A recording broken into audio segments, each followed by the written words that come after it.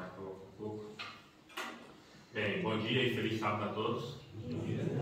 Conforme já foi dito, meu nome é Luiz Costa, sou casado com a Tânia Costa, minha esposa que me acompanha, e somos membros da Igreja de Leiria da Cruz de Areia. E temos duas igrejas lá em Leiria, temos uma na Gândara e outra na Cruz de Areia. Sou membro da Igreja da Cruz de Areia. E estou muito feliz por estar aqui hoje com os irmãos. Mas, apesar de nunca ter vindo aqui na igreja, já parece que eu conheço muito bem aqui a igreja, porque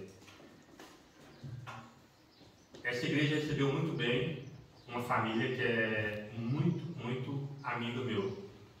Uma família que eu tenho muito no coração, que é a família Batista, que hoje está aqui a esposa do Clemildo. E o que acontece, irmãos? Eu fico muito feliz, porque eles sempre nos disseram muito bem dessa igreja. Vou aqui falar a frase que o Clemildo usou quando ele veio aqui a primeira vez. Ele diz assim, ele me contando, né? Achamos a igreja que vai nos servir, a igreja que mais próxima e que mais nos completou em Leiria, ou em Leiria, se for bem Coimbra, que era a igreja de Torega. E ele diz, essa igreja ela é acolhedora, os irmãos são receptivos, calorosos e alegres. Foram as primeiras palavras que ele me disse quando ele veio aqui a primeira vez. A gente estava no processo de ele estar procurando uma igreja aqui na zona centro, e ele tinha ido já na outra igreja de Coimbra, né, e outras igrejas, só que quando ele veio aqui, ele falou, não, achei a igreja, essa é a igreja aonde eu venho e vou ficar, é aonde a minha família vai começar a frequentar. Pois bem, então, ou seja, sendo assim, parece que eu já conheço muito bem aqui a igreja. Eu conheço um pouquinho de cada irmão, que a gente conversa muito, como nós somos motoristas, então temos muito tempo para estar falando no telefone. Então ele nos conta muita história daqui, eu conto história de Leiria. Então eu conheço muito, parece que eu já conheço muito bem essa igreja. Mas eu queria contar para vocês que essa mensagem propriamente que eu vou dizer para vocês, ela não foi uma mensagem muito fácil de ser elaborada. Por quê?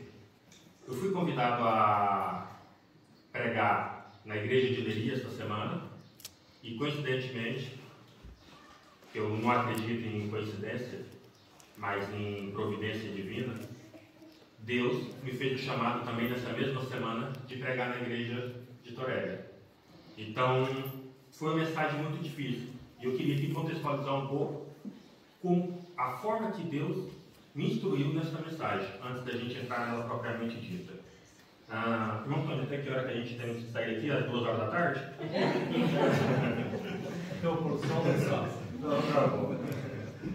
É assim, eu tive um sonho muito intrigante quando o Sérgio, nosso ancião lá, me convidou para estar fazendo essa mensagem. Sabe aqueles sonhos quando a gente está dormindo, que parece que é aquele sonho real, que mexe com a gente, que é quando a gente acorda todo assustado, e quando a gente acorda parece que você não lembra de nada. Você sabia que teve um sonho muito assustador, mas não lembrei de nada. A única coisa que eu lembrei desta mensagem era 2 Coríntios capítulo 13. Só lembrava disso, mais nada. Depois eu peguei minha Bíblia e fui dar uma pesquisada para saber o que dizia nesse capítulo. E mais apavorado fiquei ainda, porque eu não entendi nada. Porque é um capítulo muito forte que Paulo estava dizendo aos irmãos da igreja de Corinto. Mas o que acontece? Eu não dei muita importância a isso. Falei, olha, deve ter sido só um sonho, deixa para lá. Mas depois eu ainda peguei e falei, não, deixa eu ver 1 Coríntios 13. Porque 1 Coríntios 13 fala de amor, né? É mais fácil. Será que Deus estava querendo ele falar alguma coisa e eu entendi errado? Em vez de ele falou 2 Coríntios, eu entendi 1 Coríntios e veio aquela mensagem assim, eu falei, não, deixa eu dar uma olhada. Mas depois eu li ali 1 Coríntios 13, eu falei, não tem nada a ver. Meu coração, o meu espírito não se acalmou com aquilo. Aí eu voltei novamente para 2 Coríntios capítulo 13. E logo então, entendi que Deus queria que eu fizesse uma mensagem em cima desse capítulo. Mas não foi fácil escrever essa mensagem, conforme já tinha dito. Porque é uma mensagem muito dura, num período muito complicado que a igreja de Corinto estava a passar. Então, tentei trazer esta mensagem para o nosso dia, que também não foi muito fácil. Como é que a gente vai falar de uma igreja que estava totalmente se perdendo em pecado e trazer para os nossos dias? Mas Deus é maravilhoso. Deus é muito maravilhoso. Eu, no domingo, quando eu comecei a escrever essa mensagem, eu comecei no domingo às 9 horas da manhã. E era 5 horas da tarde, eu tinha escrevido 2 folhas. O dia todo, orando a Deus e agoniado. Porque eu não sabia como eu ia pegar essa mensagem e passar para os irmãos. Então, no final do dia, Deus enviou um anjo na minha porta. Vocês podem acreditar, Deus enviou um anjo na minha porta. Bateu na minha porta uma senhora chamada Dona Maria. Nunca vi essa mulher de lado nenhum. E eu vou dizer para vocês exatamente o que ela disse quando eu abri a porta. Ela disse: sou profetisa do Senhor, e Ele me escolheu para levar a mensagem dEle, porque Ele está voltando. Irmãos, na hora eu fiquei assim, parado, sem entender o que estava se passando. E ela ficou no portão de casa, e eu do lado de dentro do muro, tinha a mureta, eu do lado de dentro e ela do lado de fora. E começamos a conversar sobre a palavra de Deus. Começamos ali a trocar informações. Ela veio falar de Deus para mim, e eu ouvi, aceitei, e também falei de Deus para ela. Ela era católica, só que tinha ensinamentos católicos. E fomos falar sobre a igreja, fomos falar sobre a morte, fomos falar da volta de Jesus, falamos sobre vários temas. E no final, eu acabei oferecendo uma Bíblia para ela, porque a gente falava de temas que às vezes ela entendia de uma forma e eu entendia de outra. E ela dizia: não, às vezes a minha Bíblia, porque é católica, pode ser diferente da sua. E eu: então tudo bem, então vamos fazer o seguinte, eu vou oferecer uma Bíblia para a senhora. E ela: você vai me oferecer uma Bíblia? Eu disse: sim, eu vou oferecer uma Bíblia para a senhora. E ela pegou a Bíblia e falei: agora a senhora vai pegar essa Bíblia e nos mesmos capítulos que a gente conversamos aqui, sobre 1 Tessalonicenses e sobre os outros capítulos, a senhora vai abrir a Bíblia da senhora e vai abrir também a Bíblia que eu dei para a senhora. E a senhora vai conferir as 2 Bíblias. E nisso, ela me agradeceu. Ficamos ali quase 1 hora falando juntos. Ela me agradeceu e ela foi embora.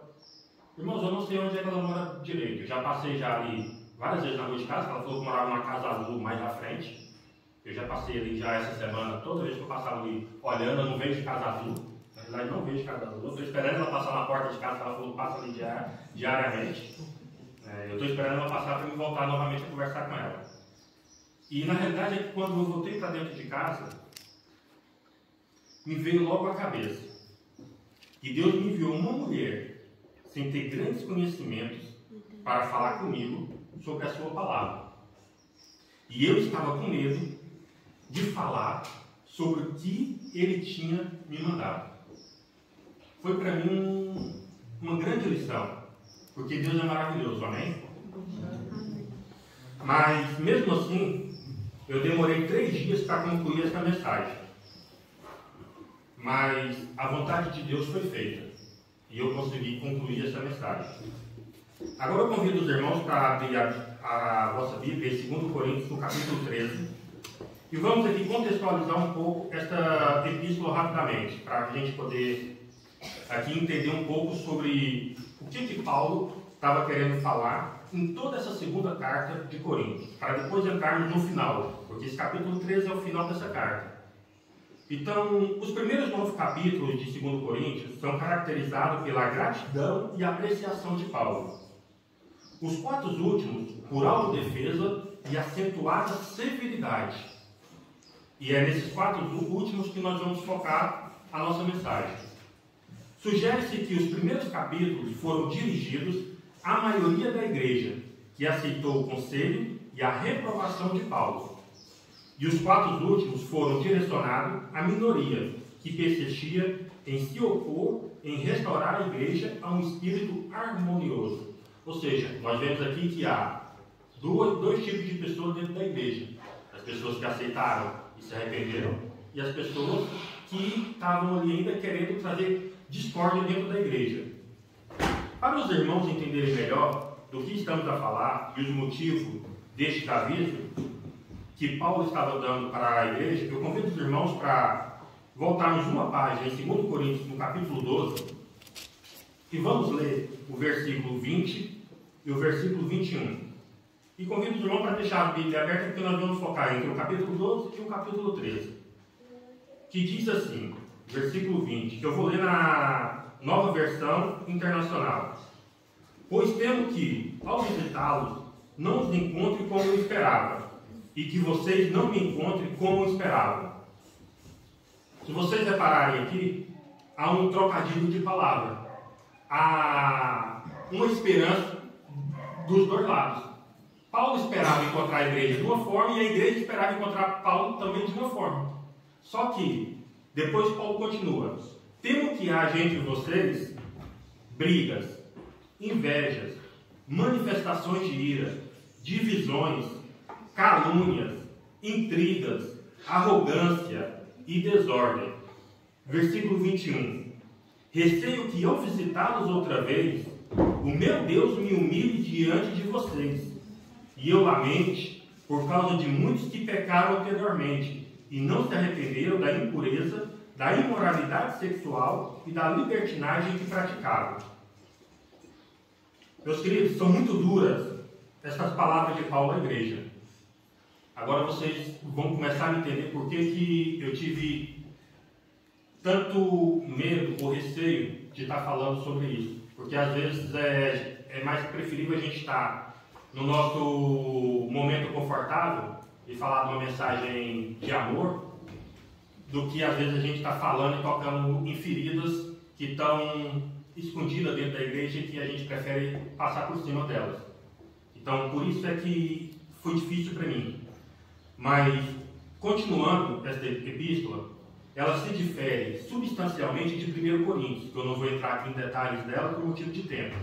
Mas, focando nessa segunda epístola, ela é subjetiva e pessoal. Ela é um ataque direto à pessoa de Paulo.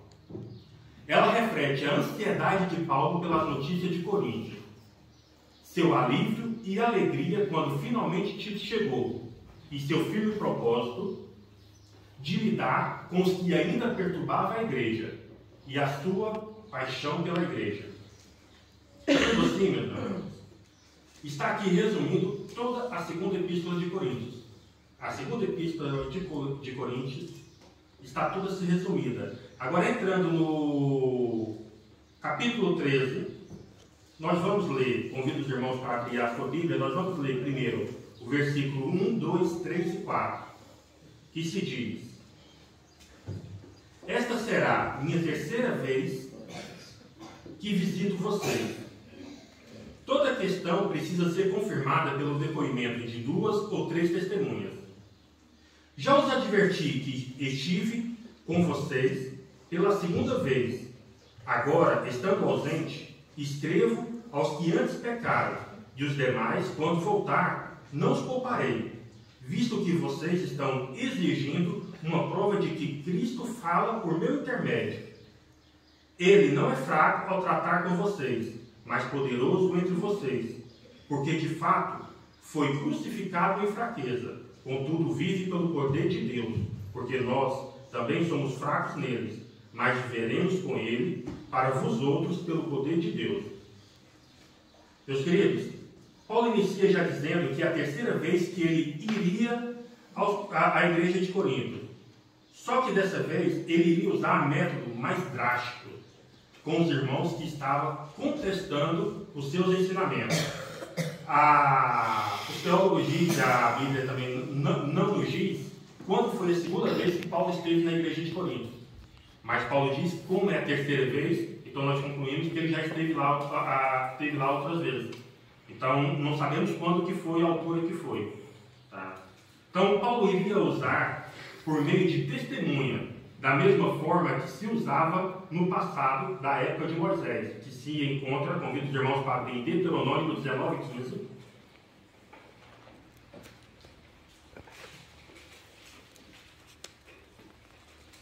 Que se diz: uma só testemunha não é suficiente para condenar alguém de algum crime ou delito. Qualquer acusação precisa ser confirmada pelo depoimento de 2 ou 3 testemunhas. Vejam bem, meu irmão.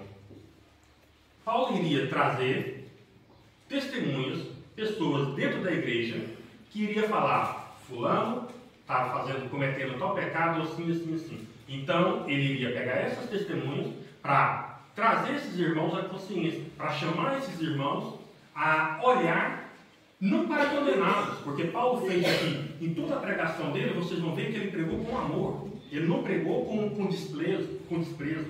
Ele, em momento nenhum, ele chamou os irmãos de algum outro nome, sempre tratou eles com carinho, com a palavra irmãos, mesmo sendo todos pecadores, de formas terríveis. No versículo 2 e 3, os irmãos de Corinto estavam pondo em causa o apostolado de Paulo e se ele realmente era servo de Jesus Cristo.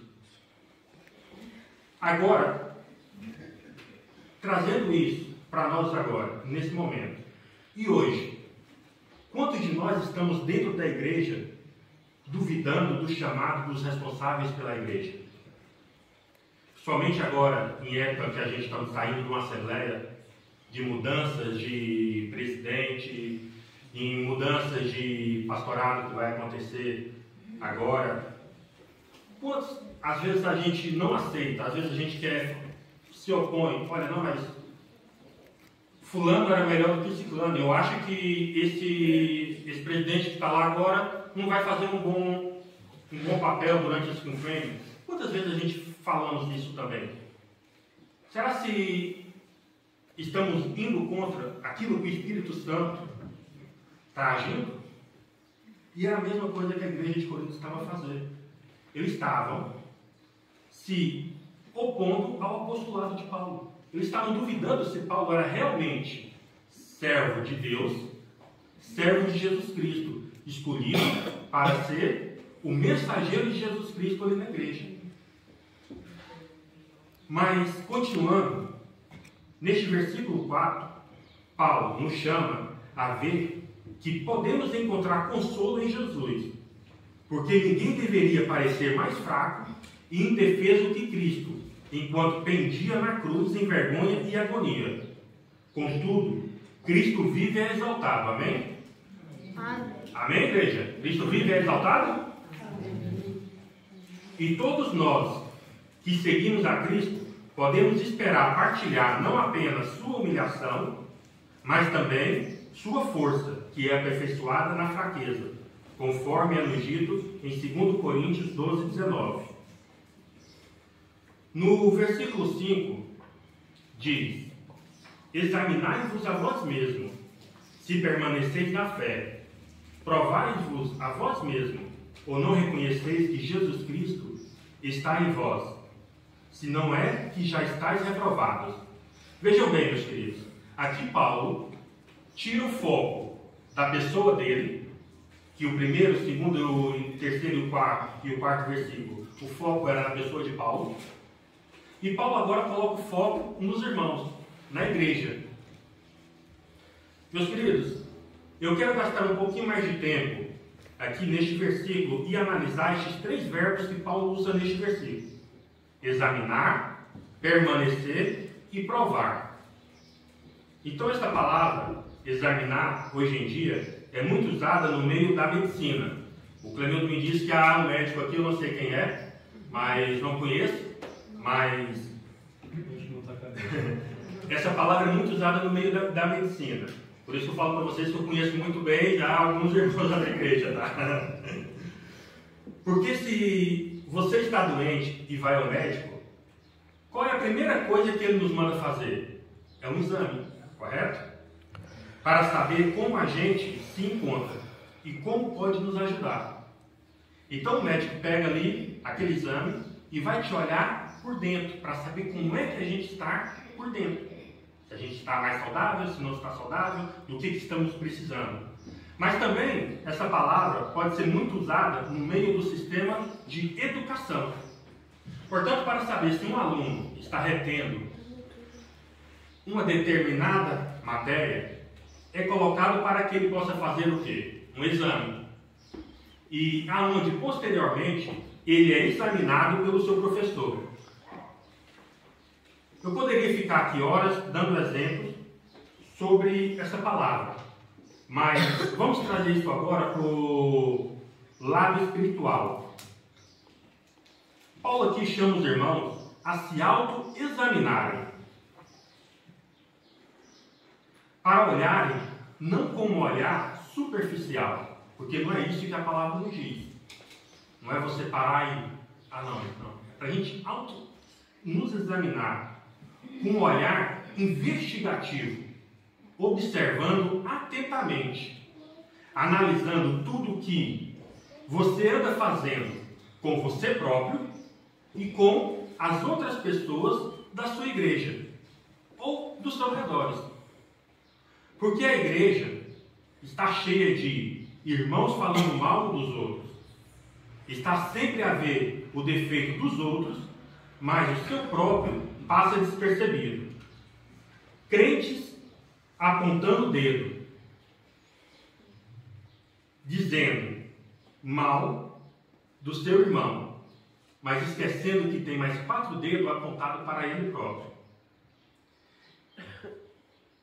Isso é muito sério, meus queridos irmãos. A nossa irmã Ellen G. White diz em Mensagens Escolhidas, no volume 1, no capítulo 9, criticai rigorosamente o temperamento, a disposição, os pensamentos, palavras e inclinações, desígnios e ações.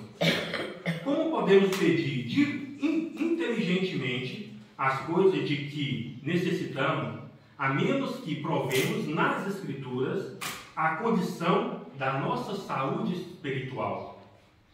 Como é que a gente pode fazer isso se a gente não parar para nos auto-examinar? Eu quero deixar aqui 3 perguntas. Se os irmãos não lembrarem de nada disso que eu disse, mas pelo menos pensem nessas 3 perguntas para que vocês possam refletir durante o restante do sábado. A primeira é: quantos de nós, antes de deitar, se autoexaminam para saber o que fez durante o dia? Será se eu pequei contra o meu próximo? Será se eu falei mal de alguém? Às vezes acontece assim, e a gente nem percebe. Segundo é: quantos de nós, se morrêssemos hoje, nesse segundo, saberíamos que estávamos em paz com a gente próprio e com o seu irmão? E a terceira é: e na volta de Jesus para buscar os seus filhos, que é isso que todos nós esperamos, estaremos do seu lado direito ou do seu lado esquerdo? Que refletemos sobre isso, queridos irmãos. Ellen G. White diz, no mesmo livro, muitos em sua vida religiosa estão fazendo tortuosas veredas para seus pés. Suas orações são feitas de maneira frouxa, casual. Aquele que é colocado em posição de responsabilidade deve lembrar que, por si mesmo, ele não é capaz de fazer o que dele é exigido. Todo dia deve ele lembrar que é um espetáculo ao mundo, aos anjos e aos homens. Jesus diz: antes de ver o cisco no olho do seu irmão, tira a trave que está no seu olho, em Mateus 7,3. As pessoas geralmente se inclinam a ter uma visão muito favorável de si mesmo, do seu caráter e importância. Restringem a avaliação pessoal, a fim de que não descubra que não são tudo o que imaginam.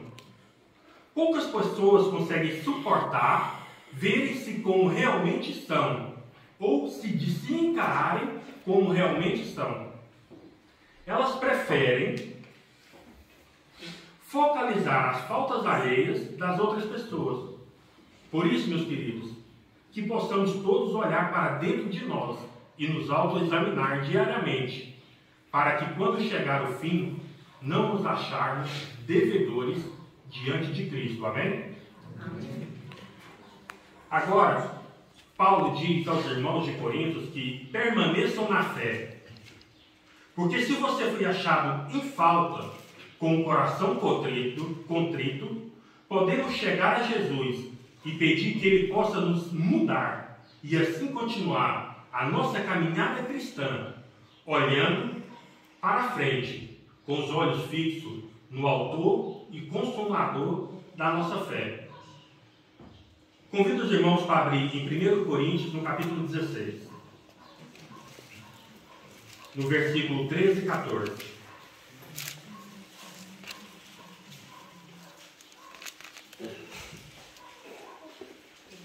Que diz: estejam vigilantes, mantenham-se firmes na fé, sejam homens de coragem. Aqui eu vou repetir como também sendo: sejam mulheres de coragem,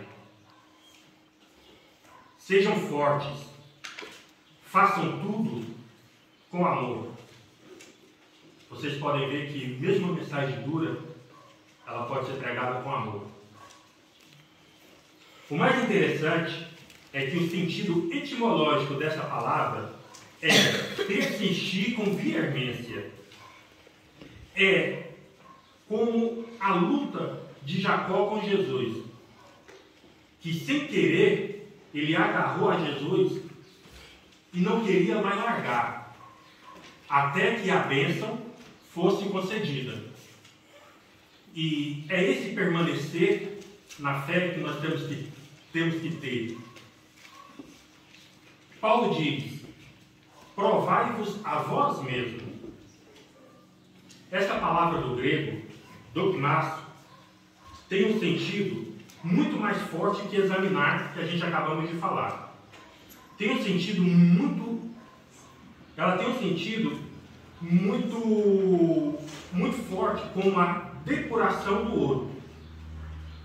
A depuração do ouro, não sei se os irmãos aqui sabem, ela é feita no fogo. Quanto mais calor, mais puro e mais valioso o ouro fica.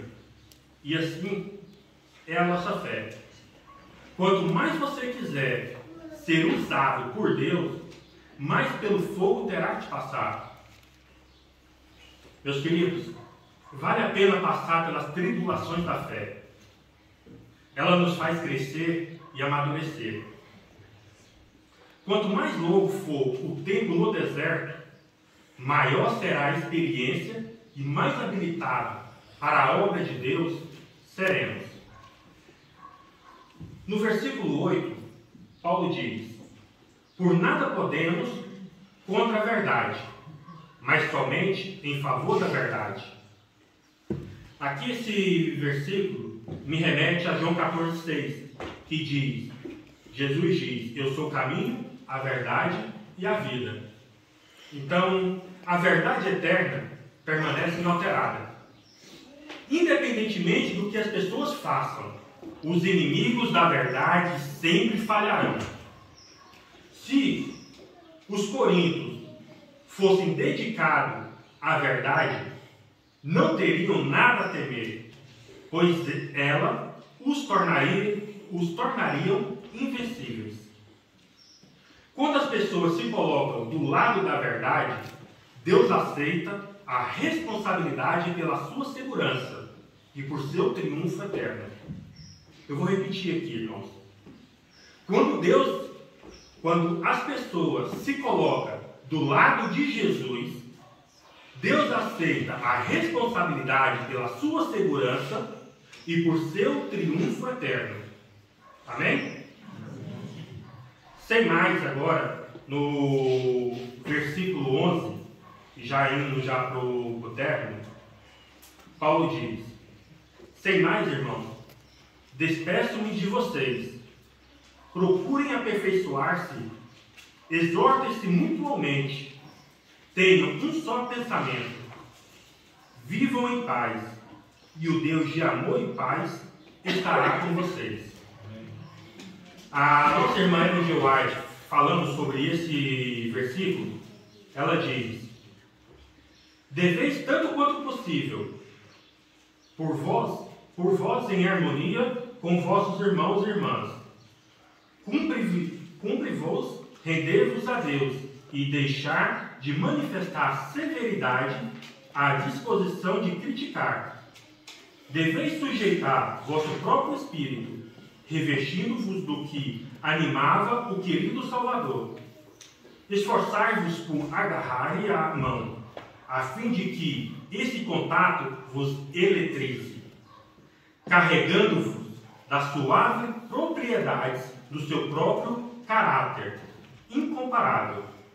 Podeis abrir o coração do seu amor e deixar que seu poder vos transforme, e sua graça seja vossa força. Então exercereis poderosa influência para o bem. Vossa força moral subsistirá a mais severa prova de caráter. Pura e santificada será a vossa integridade. Então vossa luz romperá com a manhã. Porque é isso que Jesus diz, que a gente somos a luz do mundo. Né? Isso ela disse no livro Testemunhos, no volume 4, na página 63. E o mais interessante, irmãos, que ela nos disse isso no ano de 1876. Para a gente poder colocar em prática até hoje. E finalizando, eu queria finalizar com essas palavras de que, como um pai que repreende um filho por amor a ele, Paulo repreendeu a igreja por amor a todos os seus irmãos. Que possamos todos aprender com os erros da igreja de Corinto e começarmos a nos examinar diariamente sobre essa doença que é invisível e está dentro de nós, que se chama pecado. Amém? Amém. Agora eu convido os irmãos para todos ficarmos de pé para a gente cantar o hino 395.